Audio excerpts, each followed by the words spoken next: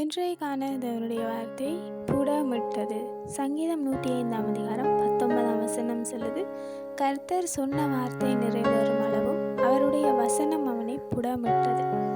அதாவது தேவன் எங்கள் எல்லோருக்கும் ஏதாகிலும் ஒரு தரிசனமோ வாக்குத்தத்தமோ தந்திருந்தாலும் அந்த வாக்குத்தத்தம் நிறைவேறும் வரை தேவன் எங்களை புடமிட்டு கொண்டிருப்பார்.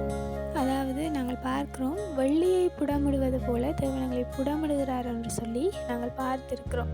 உண்மையில் தேவனங்களை புடமிடுவதற்கான காரணம் அந்த வாக்கு தத்தத்தை நாங்கள் சுதந்திரித்து கொள்ள தகுதிப்படுத்துகிறார். அந்த வாக்கு தத்தம் எங்களுடைய வாழ்க்கையில் நிறைவேறும் அளவும் அவர் எங்களை புடமிட்டு கொண்டிருப்பார். பொதுவாக புடமிடுதல் என்பது ஏதாகிலும் ஒரு உபத்திரவத்தின் பாதையாக அமைகிறது. உதாரணமாக நாங்கள் யோசேப்பை எடுத்துக்கொள்வோமாக இருந்தால், தேவன் அவருக்கு ஒரு தரிசனம் கொடுக்கிறார். அது நிறைவேறும் அளவும் தேவன் அவரை புடமிடுகிறார்.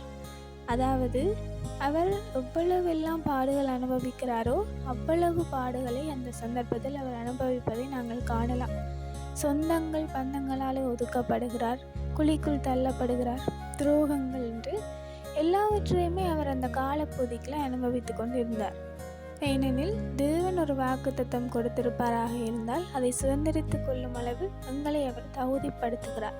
அப்படி தகுதிப்படுத்துறதுக்கு எங்களை அவர் புடமிடுகிறார். நாங்கள் தான் அந்த புடமிடுகிறதான சோதனைகளில் ஜெயிக்கிறவர்களாக இருக்க வேண்டும். ஆகையால் தேவன் எங்களை புடமிடும் பொழுது நாங்கள் அதில் பொன்னாக விளங்குகிறவர்களாக இருக்க வேண்டும். Have a full day.